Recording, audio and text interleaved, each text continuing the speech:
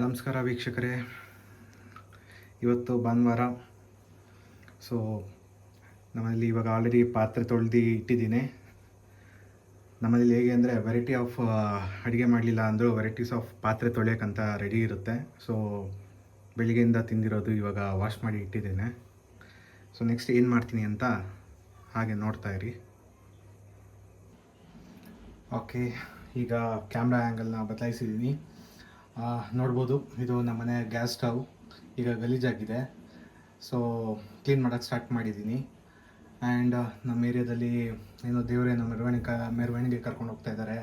So ಬ್ಯಾಕ್ಗ್ರೌಂಡಲ್ಲಿ full ಕಂಟೆ music ಬರ್ತಾಯಿದೆ, enjoy ಮಾಡಿ. And ಇದು ಗೊತ್ತಿಲ್ಲ ಯಾವಾಗಿಂದ ಗ್ಯಾಸ್ ಸ್ಟವ್ ಇದನ್ನು ವಾಶ್ ಮಾಡಿಲ್ಲ ಅಂತ. ಸೊ ನನ್ನ ಹೆಂಡತಿಗೆ ಒಂದು 2 ಡೇಸಿಂದ ಹುಷಾರಿಲ್ಲ. ಏನು ಹುಷಾರಿಲ್ಲ ಅಂದರೆ, ಸೊ ಅವ್ರಿಗೆ ಅವ್ರದ್ದೊಂದು ಯೂಟ್ಯೂಬ್ ಚಾನಲ್ ಇದೆ. ಅದು ಲೈವ್ ಹೋದಾಗ ಅವ್ರಿಗೆ ದೃಷ್ಟಿ ಆಗುತ್ತೆ. ಸೊ ದೃಷ್ಟಿ ತೆಗ್ದಿಲ್ಲ ಅಂದರೆ ಇಮಿಡಿಯೇಟ್ಲಿ ಅವ್ರಿಗೆ ಹುಷಾರಿಲ್ದಂಗೆ ಆಗುತ್ತೆ. ಸೊ ಹುಷಾರಿಲ್ಲದಂಗೆ ಇಲ್ದಿರೋ ಕಾರಣ, ದೃಷ್ಟಿ ಒಂದು ದಿವಸ ತೆಗ್ದಿಲ್ದಿರೋ ಕಾರಣ ಹುಷಾರಿಲ್ದಂಗೆ ಆಗಿದೆ. ಅದರಿಂದ ನಾವೇ ಕೆಲಸ ಮಾಡೋ ಥರ ಆಗಿದೆ ಇವತ್ತು. ಸೊ ಬನ್ನಿ ಇವತ್ತು ಗ್ಯಾಸ್ ಸ್ಟವ್ ವಾಶ್ ಮಾಡೋಣ. ಸೊ ಗ್ಯಾಸ್ ಸ್ಟವ್ ವಾಶ್ ಮಾಡೋದಕ್ಕೆ ಇದು ರೆಗ್ಯುಲರ್ ಸ್ಕ್ರಬ್ಬರ್ ನಾವು ಯೂಸ್ ಮಾಡೋದು ಗ್ಯಾಸ್ ಸ್ಟವ್ ವಾಶ್ ಮಾಡಲಿಕ್ಕೆ. ಸೊ ಈ ಸ್ಕ್ರಬ್ಬರಿಂದ ಸ್ವಲ್ಪ ಸ್ಟಾರ್ಟಿಂಗ್ ಅಂದರೆ ಸ್ವಲ್ಪ ಜಿಡ್ಡೆಲ್ಲ ಇದೆ, ಅದೆಲ್ಲ ಕ್ಲೀನ್ ಮಾಡ್ಕೊಳ್ಳೋಣ. ಸ್ವಲ್ಪ ವಾಟರ್ ಸ್ಪ್ರಿಂಕ್ಲಿಂಗ್ ಮಾಡ್ಕೊಳ್ಳೋಣ. ಅದ್ರ ಮೇಲೆ ಆದಷ್ಟು ನೀವು ಏನು ಈ ಪೋರ್ಷನ್ ಇದೆಯಲ್ಲ, ಸೊ ಈ ಪೋರ್ಷನ್ ಯಾವುದೇ ಕಾರಣಕ್ಕೂ ಏನು ಗಲೀಜು ನೀರು ಏನು ಹೋಗ್ದಿದ್ದಂಗೆ ಸ್ವಲ್ಪ ಕೇರ್ಫುಲ್ಲಾಗಿ ಹ್ಯಾಂಡಲ್ ಮಾಡಿ. ನೋಡಿ, ಸ್ವಲ್ಪ ವಿಮ್ ಅಥವಾ ಯಾವುದೇ ಒಂದು ಪೌಡರ್ ಪೌಡರ್ ಅಂದರೆ ಡಿಟರ್ಜೆಂಟ್ ಪೌಡರ್ ಅಥವಾ ಸೋಪ್ ಹಾಕಿ ಸ್ವಲ್ಪ ಸ್ಕ್ರಬ್ ಮಾಡಿ.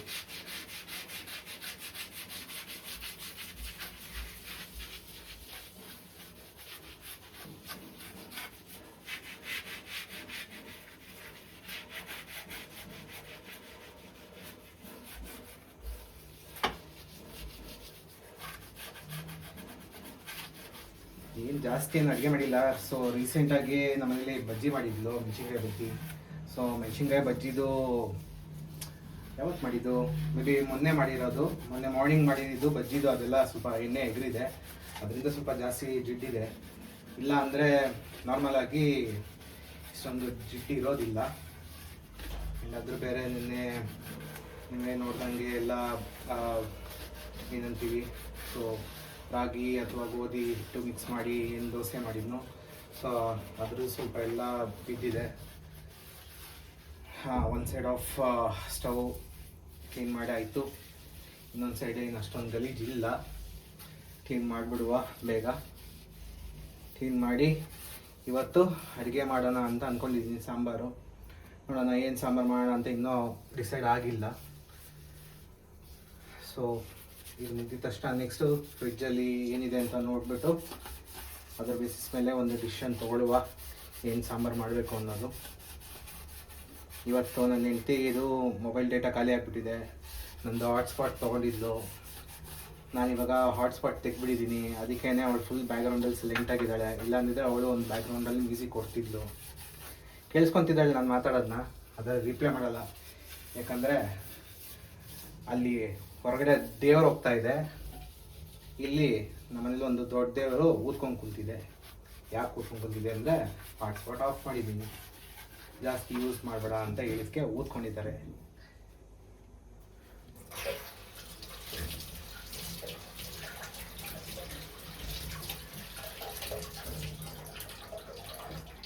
ಆ್ಯಂಡ್ ವೀಕ್ಷಕರೇ, ಇದೆಲ್ಲ ಆದಮೇಲೆ ಒಂದು ಸಾಫ್ಟ್ ಕ್ಲೋತ್ ಅಂತ ನನ್ನ ಹೆಂಡತಿ ತೊಗೊಂಡಿದ್ದಾಳೆ. ಅದು ಸ್ವಲ್ಪ ನೀರಲ್ಲಿ ನೆನೆಸ್ತಾ ಇದ್ದೀನಿ. ಅದನ್ನು ಕಾಣಿಸ್ತಾ ಇಲ್ಲ, ಆದರೂ ನೆನೆಸ್ತಾ ಇದ್ದೀನಿ. ನಿಮಗೆ ಬ್ಯಾಕ್ಗ್ರೌಂಡ್ ಸೌಂಡ್ ಗೊತ್ತಾಗ್ತಾ ಇರ್ಬೋದು, ನೀರಲ್ಲಿ ನೆನೆಸ್ತಾ ಇರೋದು. ಸೊ ನೀರಲ್ಲಿ ನೆನೆಸಿ ಕ್ಲೀನಾಗಿ ಅದನ್ನು ಸ್ಟವ್ ಮೇಲೆ ಒಂದು ಕಡೆಯಿಂದ ಇದು ಮಾಡ್ಕೊಂಬನ್ನಿ, ಕ್ಲೀನ್ ಮಾಡ್ಕೊಂಬನ್ನಿ. ಸೊ ಕ್ಲೀನಾಗಿ ಸ್ಟವ್ ಎಲ್ಲ ಕ್ಲೀನ್ ಆಗುತ್ತೆ.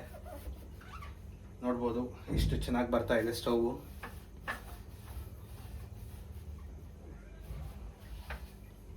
ಮತ್ತು ಭಾನುವಾರ ಎಲ್ಲ ಫುಲ್ಲು ಎಲ್ಲರೂ ಬ್ಯುಸಿಯಾಗಿ ಎಂಜಾಯ್ ಮಾಡ್ಕೊಂಡಿದ್ದಾರೆ.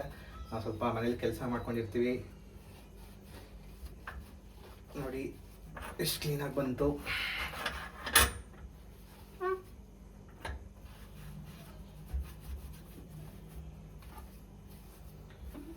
ಓಕೆ, ಒಂದು side of stove perfectly clean ಆಗಿದೆ. ಈ ಕ್ಲಾತ್ನ ಇನ್ನೊಂದ್ಸತಿ ವಾಶ್ ಮಾಡ್ಕೊಳ್ಳೋಣ.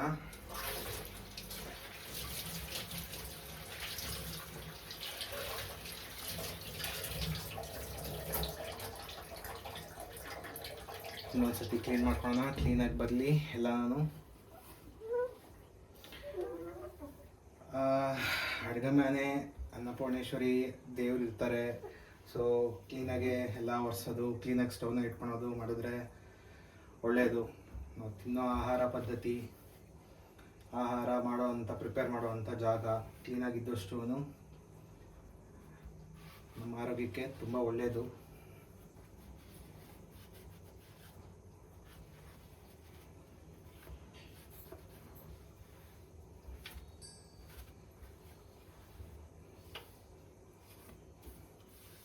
ನೋಡ್ಬೋದು ಸ್ಟವ್ ಫುಲ್ಲು ಪಳ ಹೊಳಿತಾ ಇದೆ ಇವತ್ತು. ಸೊ ನಾನು ಇಲ್ಲಿಗೆ ಸ್ಟಾಪ್ ಮಾಡ್ತಾ ಇದ್ದೀನಿ. ಸೊ ನೆಕ್ಸ್ಟ್ ಏನು ಮಾಡ್ತೀನಿ ಅನ್ನೋದು ನನಗೆ ತೋರಿಸ್ತೀನಿ.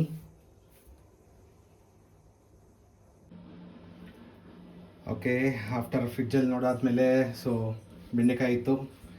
ಸೊ 2 ವೆರೈಟಿ ಮಾಡೋಣ ಅಂತ ಡಿಸೈಡ್ ಆಗಿದ್ದೀನಿ. ಒಂದು ಬೆಂಡೆಕಾಯಿ ಸಾಂಬಾರು, ಇನ್ನೊಂದು ಸ್ವಲ್ಪ ಸೈಡ್ ಸಿಗಿರಲಿ ಅಂತ ಹೇಳ್ಬಿಟ್ಟು ಬೆಂಡೆಕಾಯಿ ಪಲ್ಯ ಮಾಡಬೇಕು ಅಂತ ಡಿಸೈಡ್ ಆಗಿದ್ದೀನಿ. ಸೊ ಬೆಂಡೆಕಾಯಿನ ಕಟ್ ಮಾಡ್ಕೊಳಕ್ಕೆ ಸ್ಟಾರ್ಟ್ ಮಾಡೋಣ. ಈ ಬೆಂಡೆಕಾಯಿ ಕಟ್ ಮಾಡೋಕ್ಕಿಂತ ಮುಂಚೆ ನಿಮಗೆ ಒಂದು ವಿಷಯ ಹೇಳೋಕ್ಕೆ ಇಷ್ಟಪಡ್ತೀನಿ. ಈಗ ತಾನೇ ಮೇಡಮ್ ಅವರು ಎದ್ದು ಬಂದರು, ಇವತ್ತು ಲೈವ್ ಹೋಗಿದ್ದರು. ಸೊ ಅವ್ರಿಗೆ ದೃಷ್ಟಿ ಆಗ್ಬಿಟ್ಟಿತ್ತು. ಸೊ ದೃಷ್ಟಿ ತೆಗೆದ್ಬಿಟ್ಟು ಬಂದೆ. ಅದು ಯಾವ ಥರ ದೃಷ್ಟಿ ಅಂದರೆ, ಈ ಉಪ್ಪು, ಕಲ್ಲುಪ್ಪು, ಒಂದು ಸ್ವಲ್ಪ ಸಾಸಿವೆ, ಒಂದೆರಡು ಒಣಮೆಣ್ಸಿನ್ಕಾಯಿ. ಸೊ ಇದನ್ನು ತಗೊಂಡು ಈ ಹಳೆ ಪದ್ಧತಿ ಪ್ರಕಾರ ಏನು ಇದು ಮಾಡ್ತಾರೆ ಅದ್ರ ಪ್ರಕಾರ ದೃಷ್ಟಿ ತೆಗೆದ್ಬಿಟ್ಟು ಅದೊಂದು ಹೇಳ್ತಾರೆ, ಏನೋ ಒಂದು ನಂಬಿಕೆ, 3 ದಾರಿ ಕೂಡಿದ ಕಡೆ ಅದನ್ನು ಎಸಿಬೇಕು ಅಂತ. ಸೊ ಅದು ಎಸ್ಬಿಟ್ಟು ಬಂದು ಕೈ ಕಾಲು ತೊಳ್ಕೊಂಬಿಟ್ಟು ನಾವು ಇದನ್ನು ಬೆಂಡೆಕಾಯಿನ ಕಟ್ ಮಾಡ್ಲಿಕ್ಕೆ ಸ್ಟಾರ್ಟ್ ಮಾಡಿದ್ದೀನಿ. ನೋಡಿ, ಇದು ನಮ್ಮಮ್ಮ ಹೇಳ್ಕೊಟ್ಟಿರೋವಂಥ ಪದ್ಧತಿ. ಇದು ಈ ಥರ ಬೆಂಡೆಕಾಯಿ ಕಟ್ ಮಾಡೋದ್ರಿಂದ, ಅಂದರೆ ಈ ಥರ ಆ್ಯಂಗಲಿಂದ ಕಟ್ ಮಾಡೋದ್ರಿಂದ ನೀವು ಏನು ಮಸಾಲೆ ಹಾಕ್ತೀರಾ ಆ ಮಸಾಲೆಗೆ ಅದು ಚೆನ್ನಾಗಿ ಮಿಕ್ಸ್ ಆಗುತ್ತೆ, ಒಳ್ಳೆ ಟೇಸ್ಟ್ ಬರುತ್ತೆ.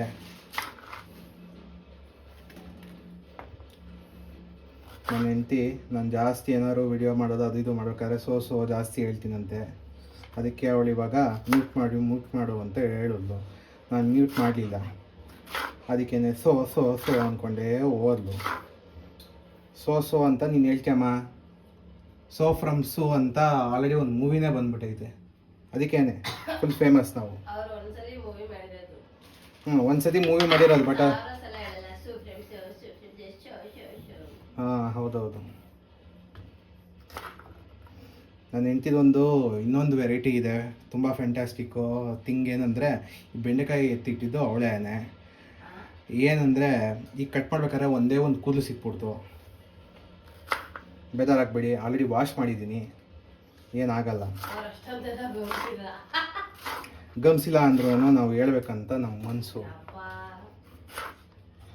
ವೀಕ್ಷಕರೇ, ಇದು ಆಲ್ರೆಡಿ ತೊಳೆದಿದ್ದೀನಿ ಚೆನ್ನಾಗಿ 2-3 ಸತಿ. So nothing to worry. ಹಣ ತೊಳೆದೇ ಇಲ್ಲಲ್ಲ ಹಣ ಅಂತ ಅಂದ್ಕೊಬೇಡಿ. ನೋಡಿ ಹೆಂಗೆ ಅಂದರೆ, ನನ್ನ ಹೆಂಡ್ತಿಗೆ ಹುಷಾರಿಲ್ಲ, ಮಧ್ಯಾಹ್ನ ಊಟ ಮಾಡಲ್ಲ ಕರೆಕ್ಟಾಗಿ. ಈಗ ಬಂದ್ಬಿಟ್ಟು ಅದೇ ನೆನೆ ತೋರಿಸಿದ್ನಲ್ಲ, ವೆರೈಟಿಯಾಗಿ ನಾವು ಡಯಟ್ ಫುಡ್ ಮಾಡ್ತೀವಿ, ಬಟ್ ದಪ್ಪ ಆಗಿದ್ದೀವಿ. ಯಾಕೆ ಅಂದರೆ ಕವರಲ್ಲಿರೋ ತೊಗೊಂಡು ತಿಂಡಿನ ತಿಂತಾನೆ. ಹುಷಾರಿಲ್ಲ ಅಂತ ಹೇಳ್ಬಿಟ್ಟು ಜನಗಳಿಗೆ ನೆನ್ನೆನೇ ಕೇಳಿದ್ದೀನಿ ಏನು ಮಾಡ್ಕೊಡ್ಬೇಕು ಸ್ಪೆಷಲಾಗಿ, ಇಲ್ಲ ಬೆಳಿಗ್ಗೆನೇ ನೆನ್ನೆನೋ ಕೇಳಿದ್ದೀನಿ ಸ್ಪೆಷಲಾಗಿ ಏನು ಮಾಡ್ಕೊಡ್ಬೇಕು ಹೇಳು ಅಂತ. ಏನು ಹೇಳಿಲ್ಲ ಅಂದರೆ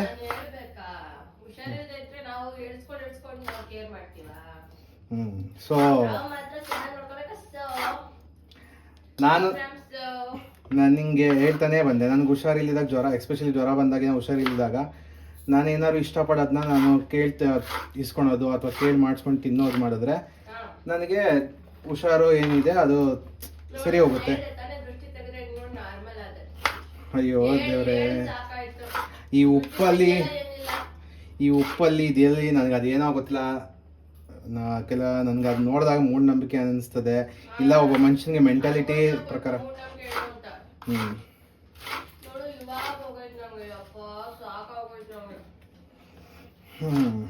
ಹೆಣ್ಮಕ್ಳು ಅದಕ್ಕೆ ಇದು ಮಾಡೋದು ಬೇಡ, ಏನು ನೀನು ಯೂಟ್ಯೂಬು ಮಾಡೋದು ಬೇಡ, ಲೈವ್ ಹೋಗಿ ರೆಕಾರ್ಡೆಡ್ ಮಾಡು.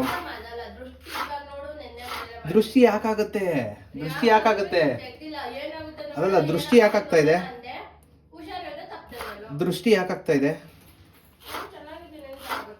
ಯಾರು ನೀನಾ?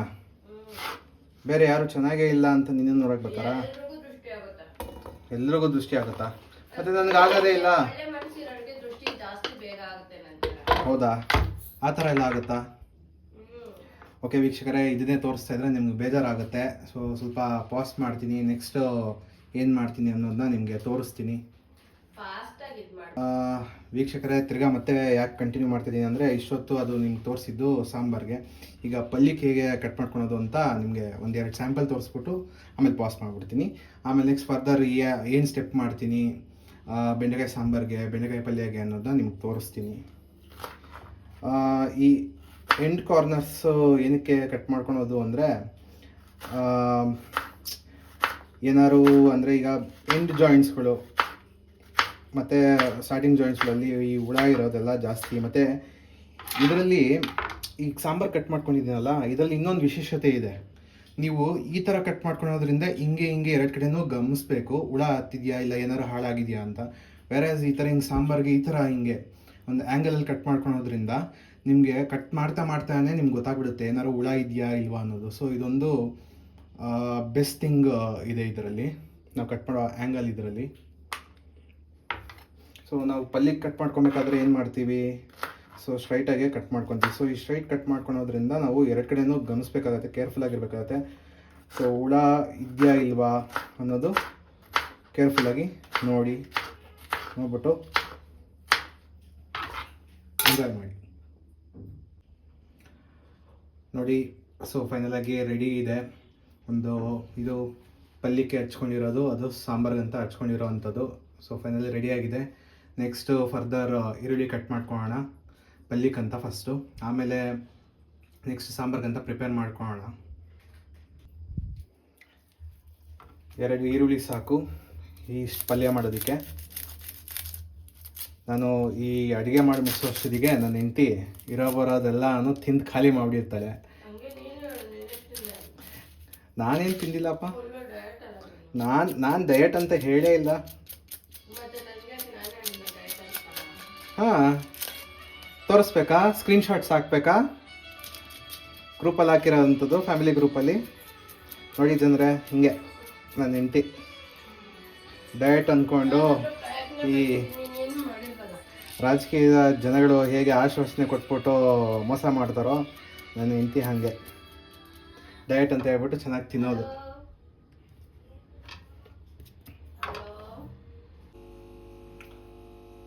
ಓಕೆ ವೀಕ್ಷಕರೇ, ಇವಾಗ ಸ್ಟಾರ್ಟ್ ಮಾಡೋಣ ಪಲ್ಯ ಮಾಡೋದಕ್ಕೆ. ಸೊ ಪಲ್ಯ ಸ್ಟಾರ್ಟ್ ಮಾಡೋಕ್ಕಿಂತ ಮುಂಚೆ ಆಲ್ರೆಡಿ ನಿಮಗೆ ಬೇಸಿಕ್ ಥಿಂಗ್ ಗೊತ್ತಿರಬೇಕು. ನಮಗೆ ಏನು ಲೇಡೀಸ್ ಫಿಂಗರ್, ಸೊ ಅದು ಅಂಟಂಟಿರುತ್ತೆ. ಸೊ ಆ ಅಂಟಂಟನ್ನ ಹೋಗಬೇಕಂದ್ರೆ ಸ್ಟಾರ್ಟಿಂಗ್ ನಾವು ಸ್ವಲ್ಪ ಹುರ್ಕೋಬೇಕು. ಅದು ಹುರ್ಕೊಳೋದು ಹೇಗೆ ಅಂತ ತೋರಿಸ್ತೀನಿ.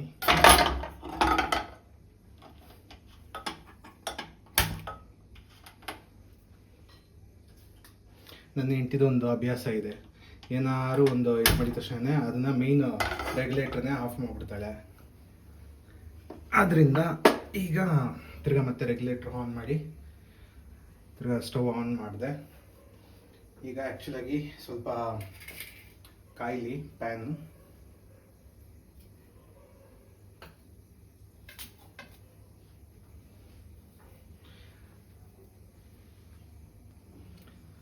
ಪ್ಯಾನ್ ಈಗ ಕಾದಿದೆ. ಅದಕ್ಕೆ ನಾವು ಫಸ್ಟ್ ಪಲ್ಯ ಮಾಡ್ಕೊಳ್ತಾ ಇರೋದ್ರಿಂದ ನಾನು ಪ್ಯಾನ್ಗೆ ಬೆಂಡೆಕಾಯಿನ ಫಸ್ಟು ಈ ಥರ ಪಲ್ಯಕ್ಕೆ ಕಟ್ ಮಾಡ್ಕೊಂಡಿರೋವಂಥದ್ದನ್ನ ಪ್ಯಾನ್ಗೆ ಹಾಕ್ಕೊಳ್ತಾ ಇದ್ದೀನಿ.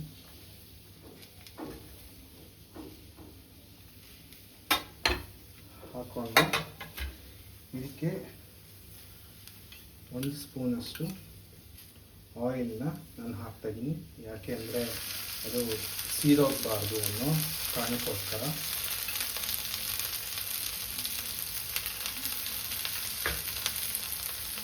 ಸೊ ಇದು ಇವಾಗ ಕಂಪ್ಲೀಟ್ಲಿ ರೋಸ್ಟ್ ಆಗೋವರೆಗೂ ಚೆನ್ನಾಗಿ ಹೀಗೆ ತಿರುಗಿಸ್ತಾ ಇರಬೇಕು.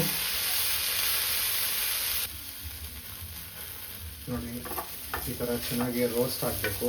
ನಿಮಗೆ ರೋಸ್ಟ್ ಆಗೋದು ಹೇಗೆ ಗೊತ್ತಾಗಿದೆ, ರೋಸ್ಟ್ ಆಗಿದೆ ಅನ್ನೋದು ಹೇಗೆ ಗೊತ್ತಾಗುತ್ತೆ ಅಂದರೆ ನಿಮಗೆ ಗೊತ್ತಾಗುತ್ತೆ ಅಂಟೆಲ್ಲ ಏನೇನಿದೆಯೋ ಅದೆಲ್ಲ ಬಿಟ್ಟೋಗಿರುತ್ತೆ ಮತ್ತು ಸ್ವಲ್ಪ ಕಪ್ಪಗೆ ಬಂದಿರುತ್ತೆ, ಅಂದರೆ ರೋಸ್ಟ್ ಆಗಿದೆ ಅಂತ ಅರ್ಥ.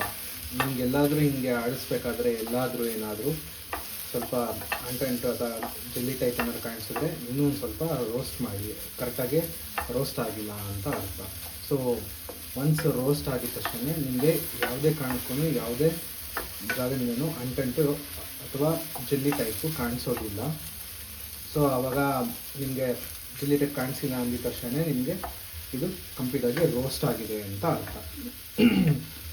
ಈಗ ನಾನು ಇದನ್ನು ಲೋ ಸಿಮ್ಗೆ ಇಟ್ಕೊತಾ ಇದ್ದೀನಿ. ಲೋ ಸಿಮ್ಗೆ ಇಟ್ಕೊಂಡು ಟ್ರಾನ್ಸ್ಫರ್ ಮಾಡ್ಕೊತಾ ಇದ್ದೀನಿ. ಒಂದು ತಟ್ಟೆಗೆ ಟ್ರಾನ್ಸ್ಫರ್ ಮಾಡ್ಕೊತೀನಿ.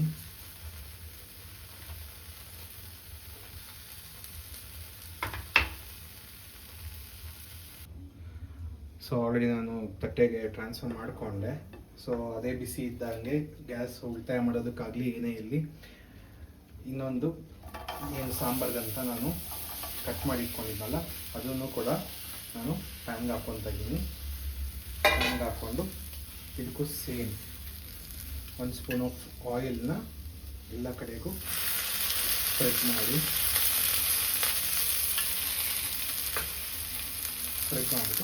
ಇದು ಕೂಡ ಚೆನ್ನಾಗಿ ರೋಸ್ಟ್ ಆಗಬೇಕು. ಸೇಮ್ ನಾನು ಏನಂತ ಹೇಳಿದೆ ಜೆಲ್ಲಿಕಾಯಿ ಅದು ಕೂಡ ಇದರಲ್ಲಿ ಹೋಗಬೇಕು. ಅಲ್ಲಿವರೆಗೂ ನಾವು ಫ್ರೈ ಮಾಡ್ಕೊತಾನೆ ಇರಬೇಕು. ಓಕೆ, ಇದು ಕೂಡ ಈಗ ಫ್ರೈ ಆಗಿದೆ, ಚೆನ್ನಾಗಿ ಕಂಟೆಂಟೆಲ್ಲ ಹೋಗಿದೆ. ಈಗ ನಾನು ಇದನ್ನು ಕೂಡ ಇನ್ನೊಂದು ತಟ್ಟೆಗೆ ಟ್ರಾನ್ಸ್ಫರ್ ಮಾಡ್ಕೊತಾ ಇದ್ದೀನಿ.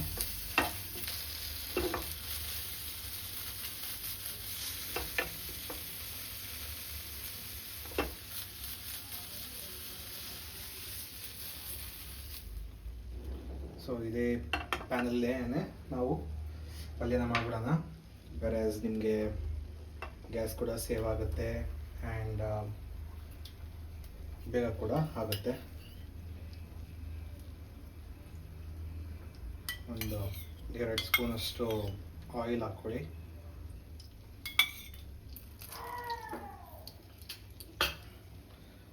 ಒಂದು ಸ್ವಲ್ಪ ಸಾಸಿವೆ ಆ್ಯಂಡ್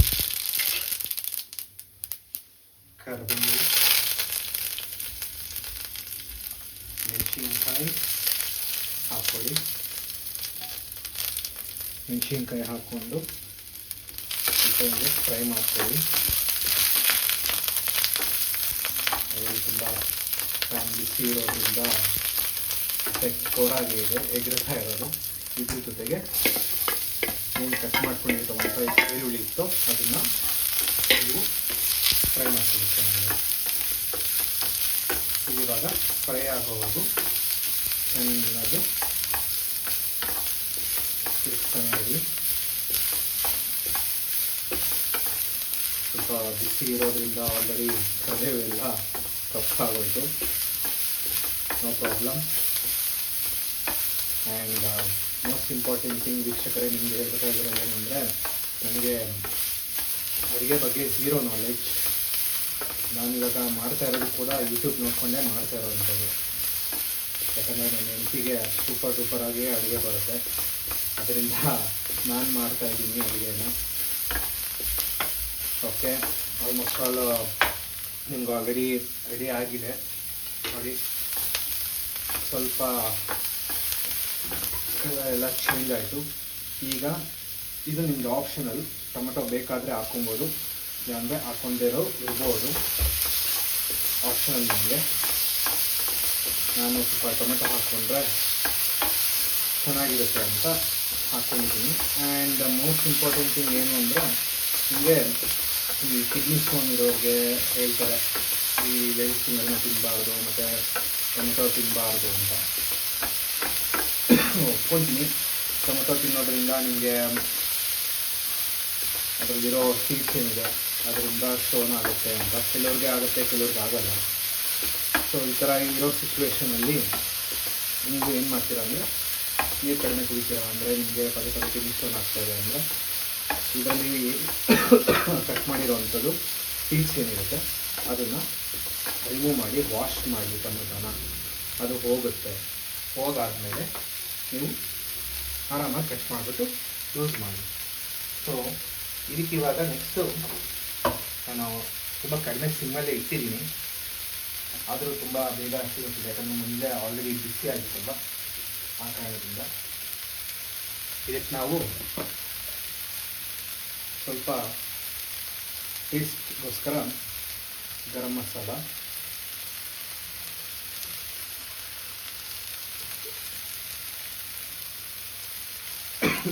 ಗರಂ ಮಸಾಲ ಸ್ವಲ್ಪ ಘಾಟು ಜೋರಾಗೇ ಇದೆ. ನನ್ನ ಹೆಂಡತಿ ಕೂಡ ರೂಮಿಂದ ಕೆಮ್ತಾ ಇದ್ದಾಳೆ. ಸೊ ಗರಂ ಮಸಾಲ ಆಲ್ರೆಡಿ ಹಸಿಮೆಣಸಿನ್ಕಾಯಿ ನಾನು ಒಣಮೆಣಸಿನ ಹಾಕಿರೋದ್ರಿಂದ ನಿಮಗೆ ಖಾರ ಪುಡಿ ಹಾಕೋ ಅವಶ್ಯಕತೆ ಇರೋದಿಲ್ಲ. ಸೊ ಇದನ್ನು ಚೆನ್ನಾಗಿ ಮಿಕ್ಸ್ ಮಾಡ್ಕೊಳ್ಳಿ.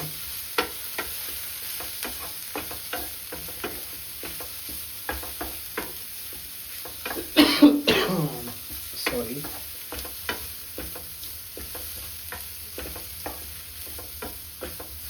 ಚೆನ್ನಾಗಿ ಮಿಕ್ಸ್ ಮಾಡ್ಕೊಂಡ ನಂತರ ನೀವು ಏನು ಆಲ್ರೆಡಿ ಫ್ರೈ ಮಾಡಿ ಇಟ್ಕೊಂಡಿರೋ ಅಂಥದ್ದು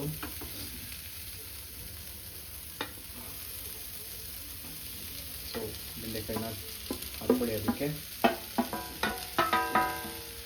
ಹಾಕ್ಕೊಂಡು ಚೆನ್ನಾಗಿ ಮಿಕ್ಸ್ ಮಾಡ್ಕೊಳ್ಳಿ.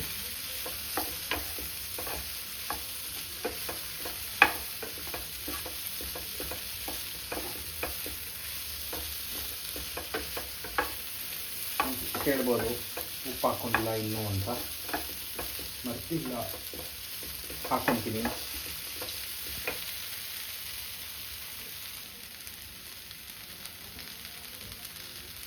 ಇನ್ನೊಂದು ತಿಂಗಿದೆ, ನೀವು ಕೈಯಿಂದ ಉಪ್ಪು ಹಾಕಿದ್ರೆ, ಗರಕ ಮುಟ್ಟಿದ್ರೆ, ಮತ್ತು ಅನ್ನಕ್ಕೆ ಏನು ಅಕ್ಕಿ ಅಂದರೆ ಅನ್ನ ಬೇಯಲಿಕ್ಕೆಲ್ಲ ಲೇಟೆಸ್ಟ್ ಕೈಯಿಂದ ಉಪ್ಪು ಹಾಕಿದ್ರೆ ಸಾಲ ಜಾಸ್ತಿ ಆಗುತ್ತೆ ಅಂತ ಹೇಳ್ತಾರೆ. ಸೊ ಅದಕ್ಕೆ ಒಂದು ಟ್ರಸ್ಟ್ ಬಿಲಿಕ್ಕು, ನಾನು ಕೂಡ ಕೈಯಿಂದ ಮುಟ್ಟಕ್ಕೆ ಹೋಗೋದಿಲ್ಲ, ಮತ್ತು ಅನ್ನಕ್ಕೂ ಕೂಡ ನಾನು ಉಪ್ಪು ಹಾಕೋದಿಲ್ಲ. ಕಡಿಮೆ ಹಾಕೊಂಡಿರ್ತೀವಿ, ಬೇಕು ಅಂದರೆ ಆಮೇಲೆ ನಾವು ಹಾಕ್ಕೊಬೋದು.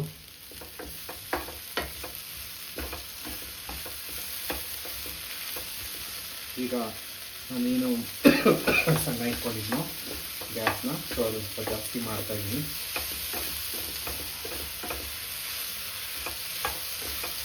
ಸೊ ಫೈನಲಿ ಪಲ್ಯ ರೆಡಿ ಆಯಿತು.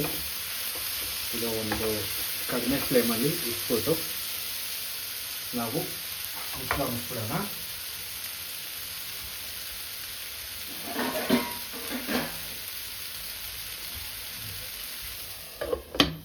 ಸೊ ಈ ಹಾವಿಯಲ್ಲಿ ಅದು ಸ್ವಲ್ಪ ಬಿಸಿ ಹಾವಿಗೆ ಇನ್ನೂ ಸ್ವಲ್ಪ ಚೆನ್ನಾಗಿ ಬೇಯುತ್ತೆ. ಸೊ ಇಲ್ಲಿಗೆ ಒಂದು ರೆಸಿಪಿ ಮುಗೀತು. ಇನ್ನೊಂದು ರೆಸಿಪಿಗೆ ಇನ್ನೊಂದು ವಿಡಿಯೋ ಹಾಕ್ತೀನಿ. Thank you so much for watching. ನಿಮ್ಮ ಸಪೋರ್ಟ್ ತುಂಬ ಇಂಪಾರ್ಟೆಂಟ್. ಆ್ಯಂಡ್ ಈ ವಿಡಿಯೋದಲ್ಲಿ ಸ್ವಲ್ಪ ಕನ್ವರ್ಸೇಷನ್ಸ್ ಕಡಿಮೆ ಇದೆ ನಂದು ನನ್ನ ಹೆಂಡತಿ, ಬಿಕಾಸ್ ಅವ್ರು ಸ್ವಲ್ಪ ಮಲ್ಕೊಂಡಿದ್ದಾರೆ, ಹುಷಾರಿಲ್ಲ ಅಂತ. And she is good also, but ಸ್ವಲ್ಪ ದೃಷ್ಟಿ ಅಂತ ಮಲ್ಕೊಂಡಿದ್ದಾರೆ. ಸೊ ಮುಂದಿನ ವಿಡಿಯೋದಲ್ಲಿ ಇನ್ನೂ ಜೋಕ್ ಕನ್ವರ್ಸೇಷನ್ಸ್ ಎಲ್ಲ ಇರುತ್ತೆ. ದಯವಿಟ್ಟು ಫಾಲೋ ಮಾಡಿ, ಸಪೋರ್ಟ್ ಮಾಡಿ. Thank you. ಸೊ ಫೈನಲಿ ಇದು ಗಂಡಸರ ಪಾಡು. Thank you.